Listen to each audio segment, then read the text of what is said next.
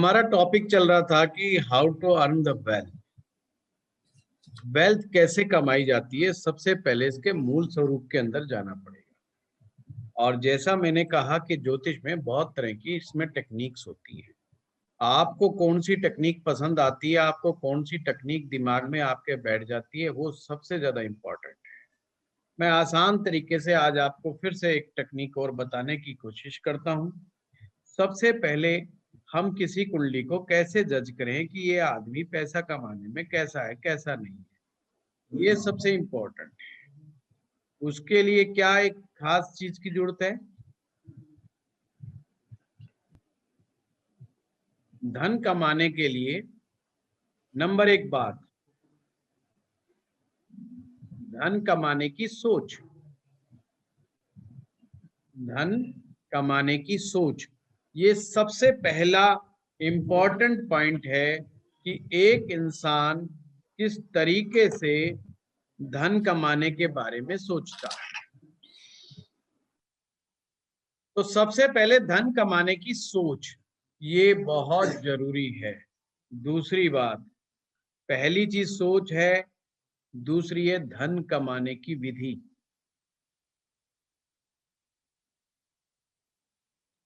अब जहां पर विधि आ गई, विधि का मतलब प्रोसेस क्या है, तो हमने उस दिन बताया था कि आपको लर्न करना पड़ेगा। कोई भी चीज को बढ़ाने के लिए आपको सीखना पड़ता है। Earning by learning, earning by learning, वही धन कमाने की विधि मोस्ट इंपॉर्टेंट है। तीसरा फैक्टर है, आप कितनी मेहनत करते हैं। आप कितनी मेहनत करते हैं, करते हैं। फिर आगे आएगा धन कमाने में। मेहनत इंसान कई तरीकों से करता है।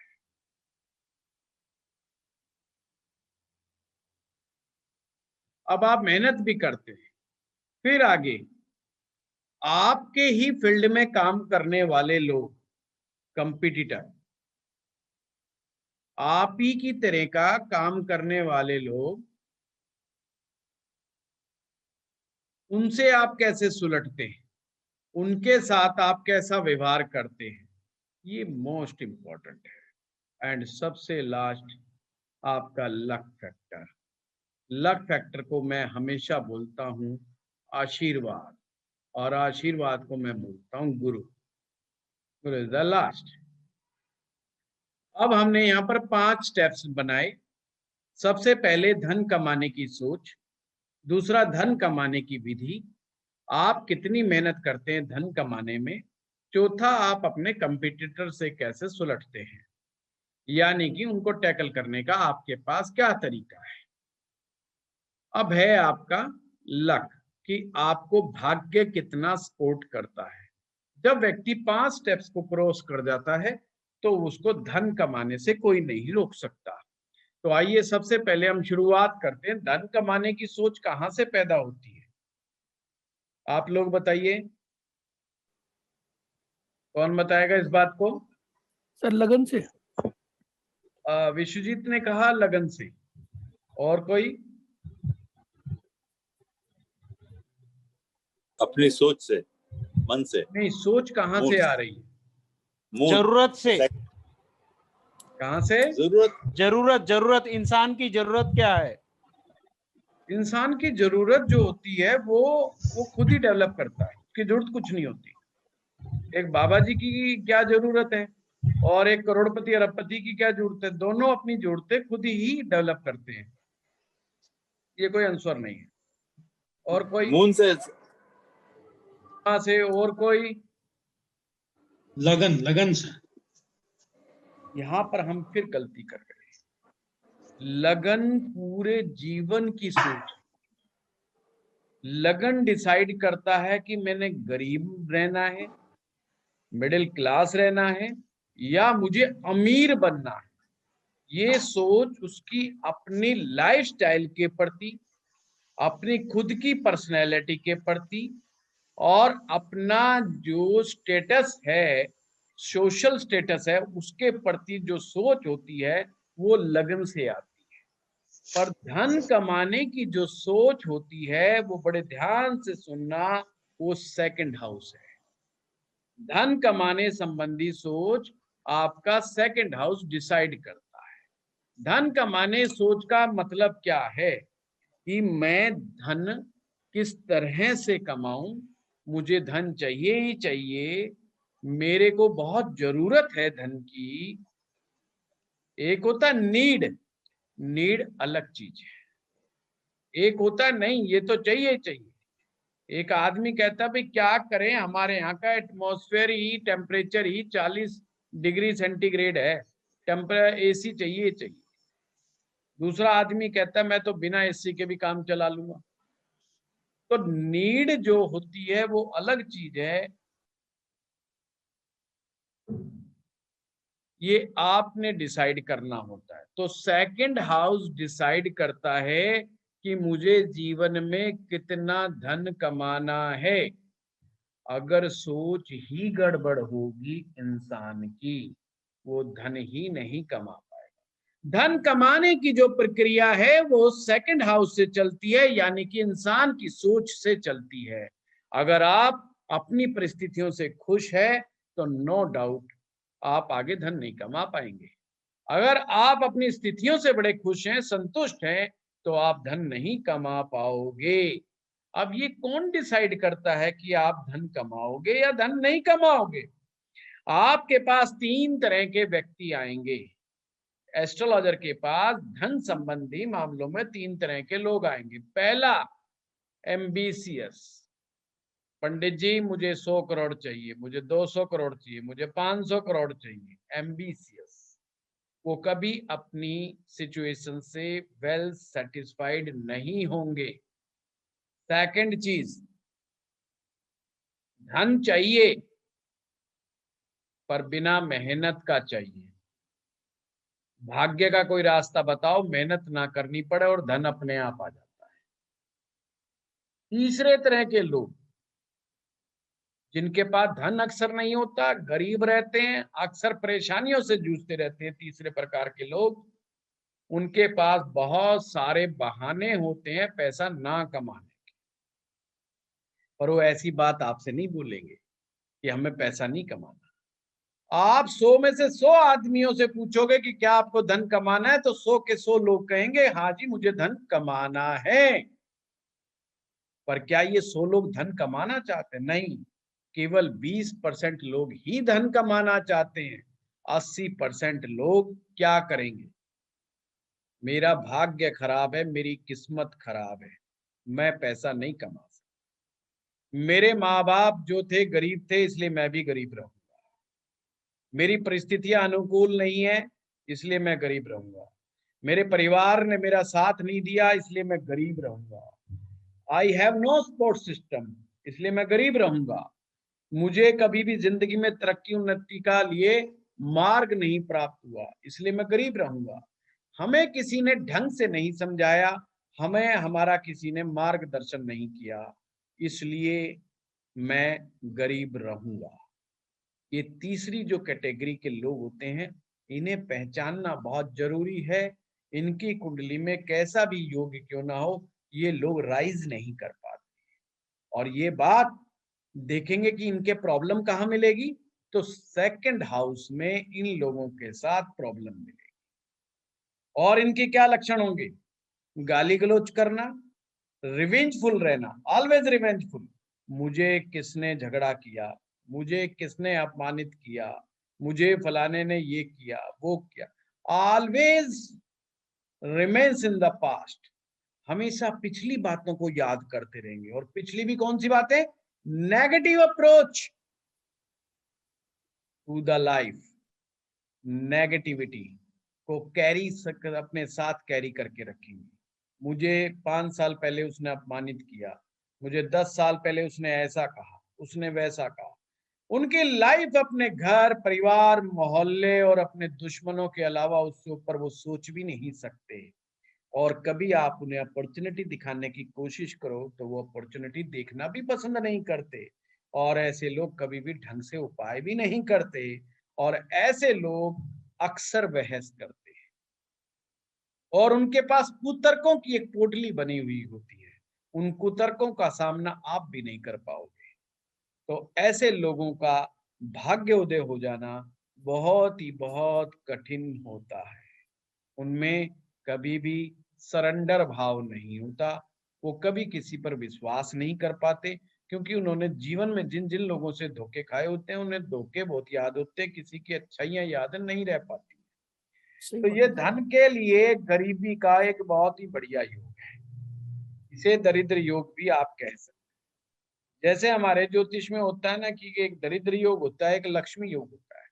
दरिद्र योग को स्पेशली नहीं बनता, दरिद्र योग ऐसे ही निर्माण किया जाता है।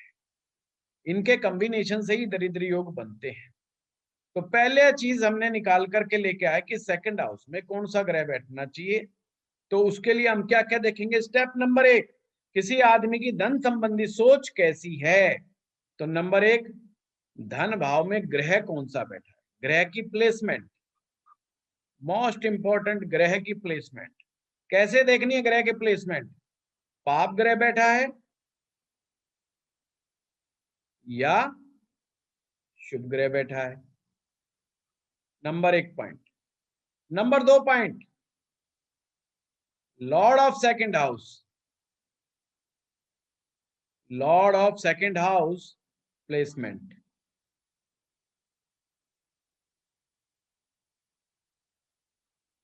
एंड देन तीसरा, कारक ऑफ सेकंड हाउस।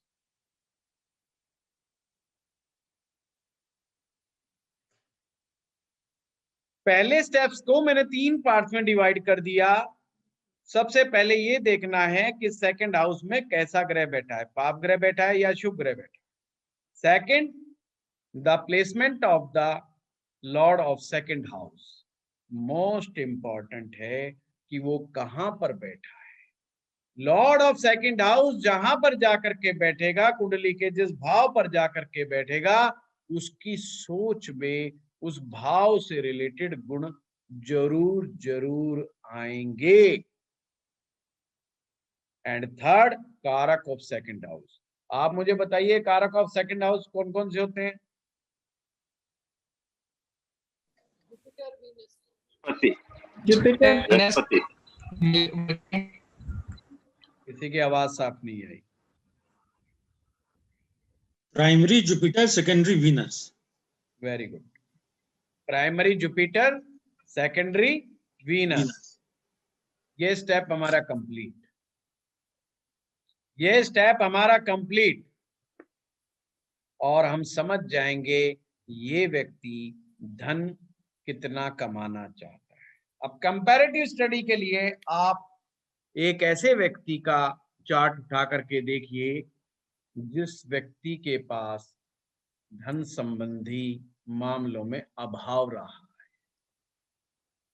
और एक ऐसे चार्ट को देखिएगा जिस व्यक्ति के पास धन संबंधी अभाव जिसने कभी जिंदगी में देखा ही नहीं, और उनके गुणों को आप लिखिए, नोट डाउन कीजिए पेन से। ये मैं आपको तरीका बता रहा हूं धन के बारे में देखने का। कुंडली को बहुत अच्छे ढंग से किसी के देखना है तो स्टेप्स के साथ देखेंगे तो आपको मजा आ जाएगा, एक एक पॉइंट क्लियर हो जाएगा। परमेश्वर आपको गरीब बना करके नहीं भेजता, आपकी सोच आपको गरीब बनने पर मजबूर करती है। रावण का उदाहरण मैं देना अक्सर नहीं भूलता जब भी अमीरी गरीबी की बात आती है। उसके पिता जो ऋषि ब्राह्मण, और उन्होंने ब्राह्मण को कहा जाओ ये कटोरा लेकर के जाओ और भिक्षाटन करके लेके आओ। वो गए किसी के यहाँ पर, किसी ने ताना मार दिया, अरे तू हट्टा कट्टा नौजवान होकर के भिक्षा मांगता है, तुझे शर्म नहीं आती। उसने उसी दिन अपने घर में लौट करके वापस आया और उसने कटोरा फेंक करके मारा। बोला आज के बाद रावण भिक्षा नहीं मांगे, छीन लेगा, उठा लेगा, जीत लेगा, विजय प्राप्त कर लेगा, पर जिंदगी में भिक्षा नहीं मांगेगा। ये था सोच का परिवर्तन। फर्स्ट स्टेप कि उसको एक टक्कर लगी, एक डेंट लगा कि मैं, मेरा जीवन भिक्षा मांगने के लिए तो कम से कम नहीं है। और उसी समय पिता का घर त्याग देता है। ये कहते हो कि पिताश्री मेरे और आपके विचार नहीं मिलेंगे, आपने सारी जिंदगी सादगी से जीना है और भिक्षाटन करना है, पर मेरे बस की बात नहीं, और अब तो मैं प्रतिज्ञा ले चुका हूं। और चल देता है अपना घर बार छोड़ करके। रास्ते में मिलते हैं नारद जी। नारद जी पूछते हैं कि हे रावण कहाँ जा रहे हो तुम? वो कहता है ऐसी ऐसी घटना मेरे साथ घट गई, आज के बाद नारद मुनि मैं गरीब नहीं रहूंगा, मुझे रास्ता सुझा। बोले सबसे पहले गुरु बना, गुरु बनाएगा तो बात बनेगी। गुरु ही खोले द्वार, धन का हो चाहे मुक्ति का हो, तो पहले गुरु बनाओ। अब रावण बड़ा कंफ्यूज, बोला आप तो विद्वान हैं, हे मुनि श्रेष्ठ, आप ही कुछ उपाय सुझाओ कि किसको गुरु बनाओ, मुझे इतना ज्ञान नहीं। बोला महादेव से बढ़कर के कौन गुरु हो सकते हैं तुम्हारे, जाओ महादेव को ही गुरु बनाओ। और लग गया प्रसन्न करने के लिए महादेव को। बहुत कठोर परीक्षा ली, बहुत कठोर तपस्या की रावण ने, और आप सभी आगे की स्टोरी जानते हैं। उन्होंने रावण को अपना गुरु बना लिया और रावण ने कोई कसर नहीं छोड़ी अपने गुरु को प्रसन्न करने के लिए। आगे की स्टोरी आप जानते हो। ये वही रावण था जो लंकापति कहलाया, ये वही लंकापति था जिसकी लंका सोने की बनी हुई थी। तो आप देखिए कि किस तरह से ड्रामेटिक चेंज उसकी लाइफ में आता है। तो रास्ता किधर से होकर के गुजरता है? सबसे पहले आपके दिमाग में एक चोट लगनी चाहिए गरीबी के प्रति, कि गरीबी पर जब तक चोट नहीं लगेगी, जब तक आप अमीरी गरीबी को नहीं समझोगे, जब तक गरीबी को आप अपना भाग्य समझोगे, जिंदगी में लक्ष्मी आपके द्वार पर नहीं आ सकती है। ध्यान रखना, जब तक आप परिस्थितियों के गुलाम रहोगे, जब तक आप अपने पिंजड़े को तोड़ नहीं सकते, जब तक आप अपने पिंजरे को तोड़ करके ऊपर आगे नहीं बढ़ना चाहोगे, जिंदगी में कोई भी व्यक्ति, कोई भी ज्ञान आपको धन नहीं दे सकता। धन उतना ही कमाओगे जितना तुम्हारी सोच होगी। ये ऑलवेज रिमेंबर, धन उतना ही कमाओगे जितनी आपकी सोच होगी। टेक्निकली कहा जाए तो धन आप उतना ही कमाओगे जितना सेकंड भाव का स्वामी की प्लेसमेंट, उसकी पावर, उसकी क्षमता, उसका सामर्थ्य जितना होगा उतना ही कमाओगे। मैं आपको पहली बार ये बात नहीं बता रहा, पर मैं हर बात को घुमा फिरा करके इतने अच्छे ढंग से समझाना चाहता हूं कि आपके दिमाग में बैठ जाए कि किस चीज को कैसा देखना है। मैं बिल्कुल यकीन नहीं करता कि मैं आपको 500 सूत्र दूं, मैं यकीन उस बात में करता हूं कि मैं 5 सूत्र दूं, पर 5 सूत्र ऐसे सूत्र हो जब भी लगा एकदम ताला खुलना चाहिए, चाहे ताला आपका कानपुर का हो चाहे आपका अलीगढ़ का, कैसा भी ताला क्यों ना हो, यानी कि कुंडली के अंदर जैसा मर्जी स्थिति बनी रहो, आपको वो सूत्र देना चाहता हूं जिस सूत्र को आप अप्लाई करें तुरंत समझ जाए कि मामला कहां फंसा हुआ है। मैक्सिमम लोगों की जिंदगी में दिमागी प्रॉब्लम की वजह से वो जिंदगी में अमीर नहीं बन सकते। मैं रिपीट कर रहा हूं, लोग अपनी दिमागी प्रॉब्लम की वजह से अमीर नहीं बन सकते, बड़ी बड़ी गाड़ियों में नहीं चल सकते, बड़े बड़े घरों में नहीं रह सकते, क्योंकि वो अपने ब्रेन के बैरियर को कभी क्रॉस ही नहीं कर पाते। उनके पास उतना थ्रेशोल्ड एनर्जी रहती ही नहीं है कि वो एक स्टेप से सेकंड और सेकंड से थर्ड और थर्ड से फोर्थ स्टेप्स को क्रॉस कर सके, यानी कि ब्रेन का बैरियर। अब मैंने सेकंड हाउस को सोच क्यों कहा, इस बात पर आइए। पहला भाव बुद्धि है, पहला भाव बुद्धि है, उससे अगला भाव क्या है? वो सोच। किसकी सोच? धन संबंधी सोच नहीं है, ये तो समझाने के लिए कह रहा हूं, धन संबंधी सोच जीवन की वृद्धि है। Second house, first house is your life और second house is extension of life, यानी कि जीवन को आगे बढ़ाने का ज्ञान। सेकंड हाउस जीवन को आगे कैसे बढ़ाया जाए? You know very well, the second house is known as a survival house. ये सस्टेन करने का हाउस है, ये सर्वाइवल हाउस है आपके लिए। तो सेकंड हाउस ही सोच पैदा करता है कि आप इस संसार में आए हैं तो आपने सरवाइव कैसे करना है, ये आप ही डिसाइड करोगे कि आपके बच्चे कॉन्वेंट स्कूलों में पढ़े या आपके बच्चे सरकारी स्कूलों में पढ़े या ना पढ़े। ये सारी स्थितियां आप ही के हाथ में है। मैंने जीवन में ऐसे ऐसे अनपढ़ लोगों को देखा है जिन्होंने डिसाइड किया कि मैं मेरे बच्चे को इंजीनियर बनाऊंगा, डॉक्टर बनाऊंगा, आईएएस बनाऊंगा, और वो लोग कामयाब हुए। एक पिता का सपना बच्चे पूरे करते हैं, क्योंकि बच्चे पिता का ही अक्षर होते हैं। ये मैं आपको कई बार समझा चुका हूं, बच्चों का कसूर नहीं होता। एक्चुअल कसूरवार जो होता है वो हम होते हैं, यानी कि माता पिता होते हैं। माता पिता अगर पॉजिटिव सोच रखें, माता पिता अपने ब्रेन से खुल जाएं, तो कोई दुनिया की ताकत उनके बच्चों को आगे बढ़ने से नहीं रोक सकती। इसलिए सेकंड हाउस को कुटुंब का भाव कहा गया है। यह हाउस ऑफ लीनियज भी कहा जाता है। यह आपके पारिवारिक परंपराओं को भी दिखाता है। इसलिए तो अष्टम भाव से पैतृक संपत्ति देखी जाती है। ये जिंदगी में ध्यान, पैतृक संपत्ति अष्टम से, यानी जो पूर्वज तुम्हें दे गए, अब आपने भी देखना है, पूर्वजों से प्लस करके देखना है। जिंदगी में ध्यान रखिए, अगर आप अपने पूर्वजों की संपत्ति को बढ़ा नहीं पाए तो समझो आपका जीवन व्यर्थ है।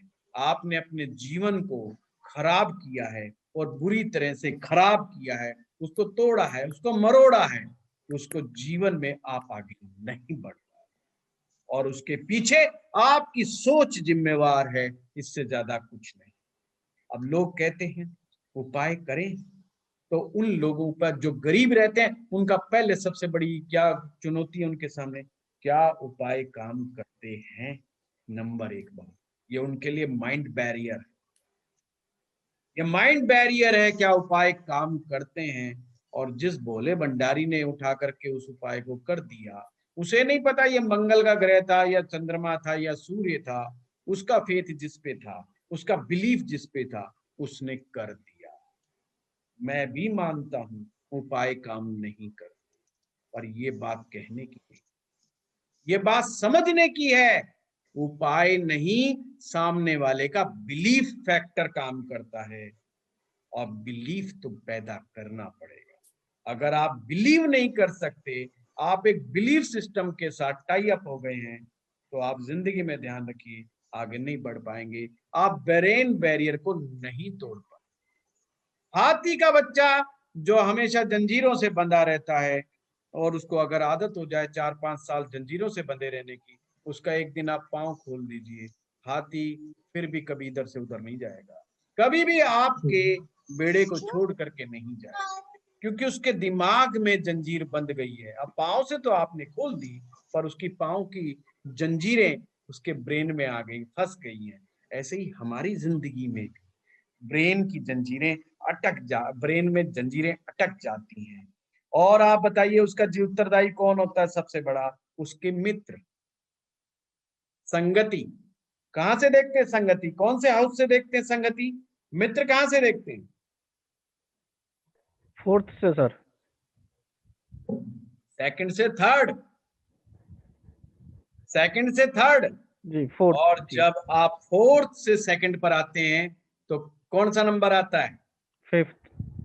नो, 11।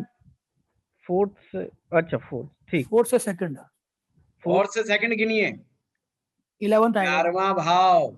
11वां क्या है? गेन, लाभ। अगर मित्र से सेकंड हाउस को गिनोगे तो जिंदगी में वो क्या लेके आएगा? लाभ लेके आएगा, फायदा लेके आएगा, प्रॉफिट लेके आएगा। इट्स मीन मित्रों का तो जीवन में बहुत बड़ा लाभ हो गया हिसाब किताब। एक मित्र वो है जो आपको तीसरे भाव में डाल रहे हैं, एक मित्र वो है जो आपको लाभ में। बस यही जिंदगी का यही पैरामीटर्स हैं, इनको ध्यान रखें। अगर आप महसूस करते हैं कि आप गरीब हैं, आपके पास इतना धन नहीं है, सबसे पहले तो मित्र बदलो।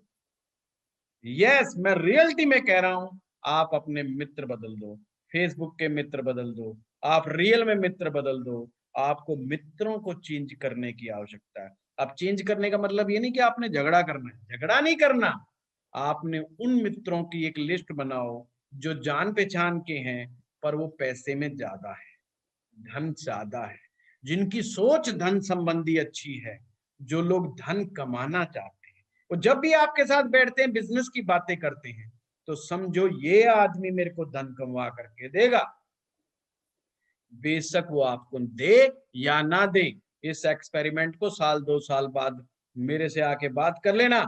अगर आपके दोस्त भी आपके जैसे निकम्मे हैं जो कहते हैं गरीब पैदा हुए गरीब मरेंगे, किस्मत खराब है, मेरे बच्चे कहा नहीं मानते, मेरे बच्चे सुनते नहीं है, मेरा फलाना है, मेरे पास पैसा नहीं है, मेरे पास रुपया नहीं है, उस मित्र को चेंज कर दो। उसको चेंज करने की कोशिश मत करना, ये गलती कभी मत करना, सिर्फ अपने आप को चेंज कर दो। आप देखना जैसे ही मित्र बदलोगे, यही ज्योतिष में, कुंडली में यही कारनामा है। एक भाव से देखेंगे तो कमजोर पॉइंट निकल के आएगा, दूसरे पक्ष से देखोगे तो हमेशा मजबूत पक्ष निकल करके आएगा। आप ऊंची सोच वाले विद्वान लोगों को साथ लेना शुरू कर दो, आप गुरु जैसे लोगों को साथ लेना शुरू कर दो, आप मरकरी जैसे लोगों को साथ लेना शुरू कर दो, आप वीनस जैसे लोगों को साथ रखना शुरू कर दो, आप कुछ हद तक राहु जैसे लोगों को भी साथ रखें। पर कौन से राहु? ध्यान रखना, ऑलवेज पॉजिटिव राहु। कभी भी नेगेटिव राहु वाले व्यक्ति के साथ अपने जिंदगी में भी उठ बैठ नहीं रखनी है। जो भी नेगेटिव राहु वाला आदमी होगा, जुआ खेलेगा, स्मगलिंग करेगा और नशा करेगा, ये उसकी आदत होगी। बैटिंग करेगा, रातों रात पैसा कमाने की कोशिश करेगा, बैटिंग में पैसा लगाएगा, फलाने में, समझ लेना इस बंदे का राहु खराब है। राहु खराब का मतलब बुद्धि भ्रष्ट है, राहु खराब का मतलब बुद्धि भ्रष्ट है। बेटा ये डाउन कर, ये आवाज डिस्टर्ब हो रही है। पॉइंट समझ में आया? तो पहला स्टेप, मित्र चेंज कर दो। हो सकता है आपके सेकंड भाव में पाप ग्रह बैठे, क्या कर सकते हो? आप ग्रहों को तो नहीं हटा सकते, पर आप अपने मित्रों को बदलना आपके हाथ में है। कोशिश कीजिए, जो जीवन में सक्सेसफुल है, जो रेस्पेक्टेड लोग हैं, उनके साथ बैठना शुरू कर दीजिए। अगर आपका घर गलत जगह पर है तो घर बदल दीजिए। जिंदगी में बच्चों से बढ़कर के कुछ नहीं, सबसे बड़ी पूंजी आपकी इस संसार में केवल आपकी संतान है। उनके लिए घर त्यागना पड़े, शहर त्यागना पड़े, मोहल्ला त्यागना पड़े, देश त्यागना पड़े, आप त्यागने में मत चूकेगा। यही त्याग आपके बुढ़ापे में काम आएगा, क्योंकि बच्चे आपके बुढ़ापे में काम आएंगे। और ये खराब हो गए तो बुढ़ापा तो निश्चित तौर पे खराब है, चाहे तुम करोड़ों रुपए कमा लेना, उसका कोई 2 पैसे का भी उसका असर आपको नहीं मिलेगा। इसलिए ऑलवेज रिमेंबर, धन के मामले में सोच का बड़ा अच्छा होना जरूरी है। अगर आपकी सोच धन संबंधी कमजोर है तो बच्चों की सोच आपसे ज्यादा कमजोर मिलेगी। हमेशा ध्यान रखना, नेगेटिविटी में बच्चे बाप से डबल मिलते हैं। ऑलवेज रिमेंबर, नेगेटिविटी में बच्चे बाप से डबल मिलते हैं और पॉजिटिविटी में आधे मिलते हैं। इसलिए जो जो चीजें मैक्सिमम पॉजिटिव करोगे, बच्चे आपकी आधी पॉजिटिव चीजें करेंगे। अगर आप सिगरेट पीती हो, बीड़ी पीती हो, बच्चा दारू पिएगा, इस बात को मान लो।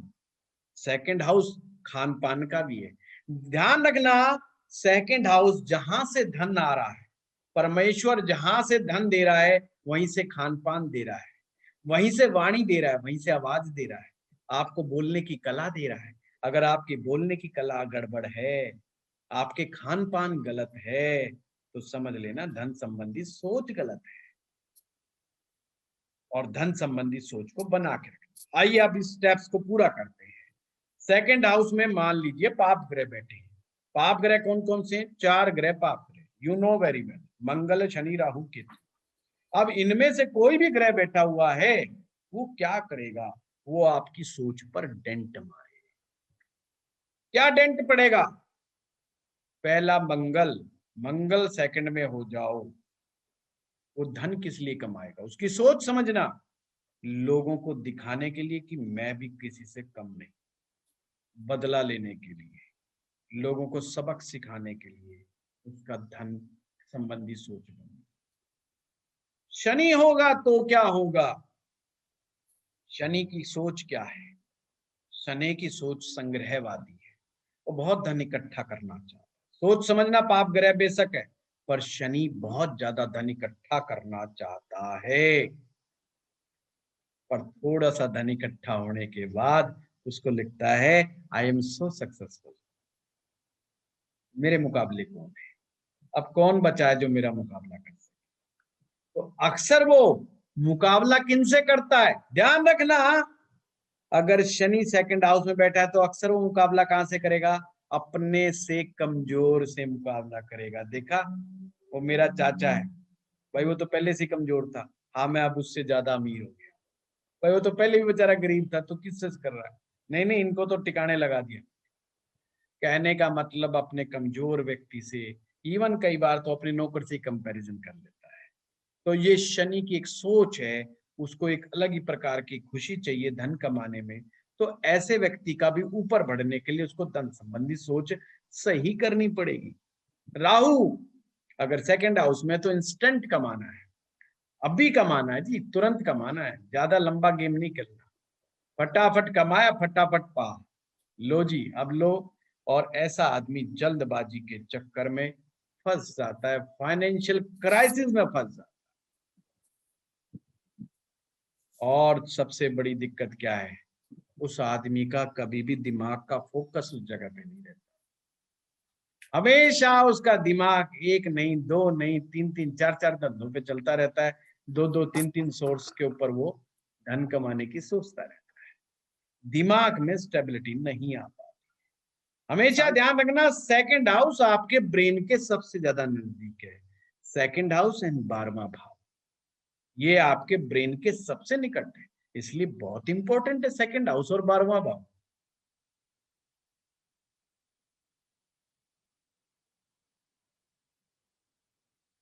अगर शुभ ग्रह बैठ जाए तो शुभ ग्रह धन संबंधी सोच को अच्छा कर देते हैं। अगर शुक्र सेकंड हाउस में बैठे तो बंदा कहता है मैंने बहुत बड़ा ज्यादा कमाना है, पर किसके लिए, लग्जरी के लिए। शुक्र सेकंड हाउस में लग्जरी के लिए कमाना चाहता है, ऐशो आराम के लिए कमाना चाहता है, दिखावा भी इसमें शामिल है। और पॉजिटिव सोच होती है, धन संबंधी सोच काफी पॉजिटिव होती है, मतलब वो दिल से चाहते हैं हम पैसा कमाएं और खूब कमाएं। यानी ये लोग एम्बिशियस होते हैं, धन के प्रति एम्बिशियस होते हैं। तो ये लोग जल्दी से थकते नहीं है, हारते नहीं है, धन के पीछे लगे रहते हैं, जिसके कारण काफी हद तक ये कामयाब हो जाते हैं।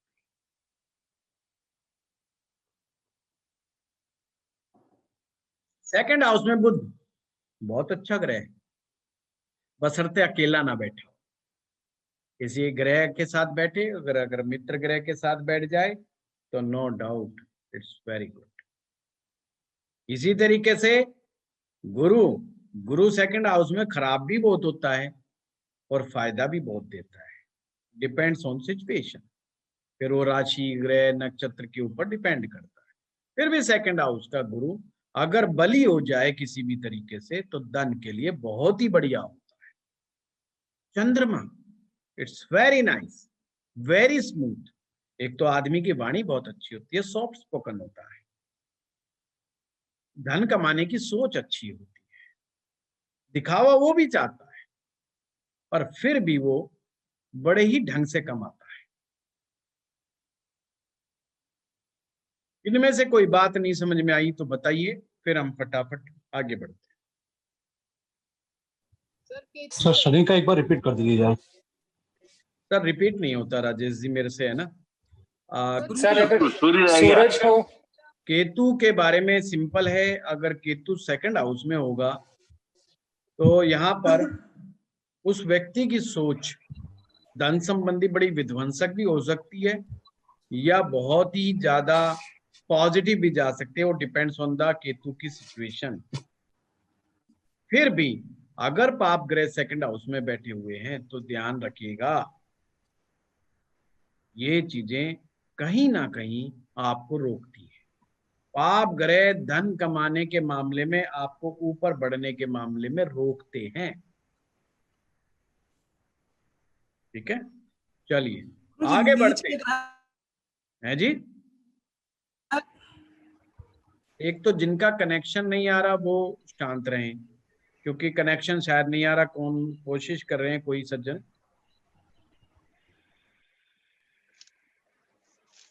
अब सर मंगल और शनि साथ में हो तो? मैडम अभी क्या बताया, अभी क्या समझाया? तो फिर मंगल और दोनों शनि के, पाप ग्रह है ना? हाँ पहले जी, मुझे बताएं पाप ग्रह है कि नहीं दोनों? हाँ तो जी पाप दोनों ग्रह पाप क्या के। करेंगे, अच्छा काम तो करने से रहे। हाँ जी। अब तो वो सिंपल सी बात, देखिए यूं अगर आप अटका के बिठा जाओगे तो मैं अटका रहूंगा, कोई मुद्दे नहीं की नहीं बात वो है ना। ठीक है। अब ठीक फिर है। दो ग्रह किसी के होंगे, सब अपने अपने पूछने की कोशिश करेंगे, फिर कोई कहेगा नीच का ये साथ बैठे तो क्या ठीक है। होगा, फिर कोई कहेगा जी बकरी हो तो क्या होगा, वो एक ही केस खिंच जाएगा बहुत बड़ा, क्योंकि आप सीनियर स्टूडेंट्स हैं, आप बेसिक एस्ट्रोलॉजी के स्टूडेंट्स नहीं हैं, है ना। तो चलिए आगे बढ़ते हैं। सेकंड हाउस का लॉर्ड कहां पर बैठे, सेकंड हाउस का लॉर्ड अगर थर्ड हाउस में बैठ जाएगा तो उसकी सोच कैसी होगी, मेहनत मशक्कत।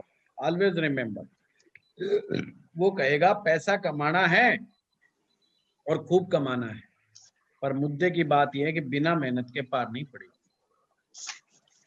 अगर सेकंड का लॉर्ड थर्ड हाउस में चला जाए, पैसा तो कमाना है पर मेहनत नहीं करनी। समझिएगा सोच कहां कैसे जाकर के असर पैदा करती। और अगर सेकंड का लॉर्ड पंचम में चला जाए, सेकंड का लॉर्ड पंचम में चला जाए तो नहीं नहीं ये मैं पिछले वाला गलत बोल गया। जब सेकंड का लॉर्ड थर्ड में जाएगा मेहनत कराएगा, सेकंड का लॉर्ड जब फोर्थ में आएगा तो उससे मशक्कत बहुत करनी पड़ेगी, पर वो काम करना नहीं चाहेगा, पर बिना काम करे पैसा आएगा भी, दोनों ही बातें। वो काम करना नहीं चाहेगा और जब तक काम नहीं करेगा जब तक उसके पास पैसा आना नहीं। अगर सेकंड का लॉर्ड फोर्थ में चला गया तो ऐसा व्यक्ति पैसा भी कमाता है, बड़े कंफर्ट तरीके से कमाता है, और उसकी सोच भी पैसा कमाने के प्रति बहुत अच्छी होती है। अगर सेकंड का लॉर्ड पंचम में चला जाए तो ऐसा व्यक्ति इस बात की परवाह नहीं करता कि मुझे दूसरों को डैमेज करना है, उसको बड़ी खुशी मिलती है कि वो अपने कंपटीटर को डैमेज करके भी आगे बढ़ जाता है, मतलब दूसरों को हरा करके आगे बढ़ जाता है, और वो इस बात में बिल्कुल गुरेज नहीं समझता कि मेरे कारण कई लोगों की दुकानें बंद हो जाएंगी। तो वो इस बात की परवाह करता है कि मार्केट में मैं अकेला रह जाऊं सबसे बड़ी। तो एक प्रकार से धन कमाने के मामले में ऐसे लोग बड़े मल्टीप्लायर हो सकते हैं। ये आगे की ग्रह की सिचुएशन पे और डिपेंड करता है, पर सेकंड का लॉर्ड सप्तम में आ जाए। ये सिक्स्थ का बताया था सर। हाँ ये सिक्स्थ का बताया था, जिसमें मैंने कहा था अपने कंपटीटर उसको हरा देता है। जी जी जी। अब सेकंड का लॉर्ड अगर सप्तम भाव में चला जाए तो षडाष्टक योग बन जाता है, और षडाष्टक योग धन कमाने के लिए रोकता है। कैसे रोकता है, कभी वो आध्यात्मिक हो जाता है, कभी कहता है मुझे बाबा जी बनना है, और कभी कहता है मुझे बिल्कुल संसारिक बनना है। तो वो डिसाइड ही नहीं कर पाता कि मुझे बाबा जी में बनना है या मुझे संसार में अमीर व्यक्ति बनना है। ये इनकी प्रॉब्लम है। सेकंड हाउस का लॉर्ड अष्टम भाव में चला जाए, यानी समसप्तक हो जाते हैं ये, और जब समसप्तक हो जाएगा तो ये स्थिति बहुत अच्छी है। किसी भी व्यक्ति का सेकंड का लॉर्ड अगर अष्टम में बैठ जाए तो धन संबंधी सोच उसकी अच्छी हो जाती है, मतलब वो धन कमाना चाहता है, उसके दिमाग में धन बहुत अच्छे से घूमता रहता है। अगर बात आ रही है अष्टम यानी कि नवम भाव में बैठ जाए, सेकंड हाउस का लॉर्ड अगर नवम भाव में चला जाए फिर वही षडाष्टक योग बन जाता है। फिर भी षडाष्टक में शुरुआती दौर में संघर्ष देता है पैसा कमाने में, पर ऐसे व्यक्ति का बुढ़ापा बहुत अच्छा हो जाता है, धन संबंधी चिंताएं खत्म हो जाती हैं, या उसके पास कमी नहीं रहती। जैसे जैसे उम्र बढ़ती चली जाती है उसके पास धन बढ़ता हुआ चला जाता है। सेकंड का लॉर्ड दसम में चला जाए, बहुत ही गजब की स्थिति है, अच्छी स्थिति है। ऐसा व्यक्ति कर्मवादी होता है, उसकी सोच कर्मवादी होती है और कर्मठ होता है। वो एक ही बात में यकीन रखता है, पैसे को तो आना पड़ेगा, पैसा तो झक मार के आएगा, उसका ये डायलॉग होता है। यानी पैसे के लिए वो भरसक मेहनत करना जानता है। वो कभी इस बात की परवाह नहीं करता कि मैं मेहनत कितनी कर रहा हूँ, वो कहता है मेहनत कितनी करनी पड़े पर पैसा तो आना चाहिए। तो ये बहुत ही उत्तम स्थिति है। और अगर सेकंड का लॉर्ड 11वें भाव में चला जाए, ये भी बड़ी उत्तम स्थिति है। ऐसा व्यक्ति मल्टीप्लायर। और अगर सेकंड का लॉर्ड 12वें में चला जाए यानी लॉस हाउस में चला जाए, ये भी उत्तम स्थिति है, तो भी धन की कोई कमी नहीं है। और किसी का भी सेकंड का लॉर्ड अगर लगन पे आ जाए, आंख बंद करके आप बोल देना पैसे की कमी नहीं रहेगी। पैसा कहीं से भी आए फिर झक मार के आएगा। एक दो स्थितियां होती हैं जो अपवाद बनती है इस केस में, अदरवाइज ये धन का उत्तम योग है। फिर से बता रहा हूं, सेकंड का लॉर्ड पंचम में चला जाए, इट्स वेरी गुड। छठे भाव में चला जाए, गुड। और अष्टम में चला जाए, गुड। 10th में चला जाए, गुड।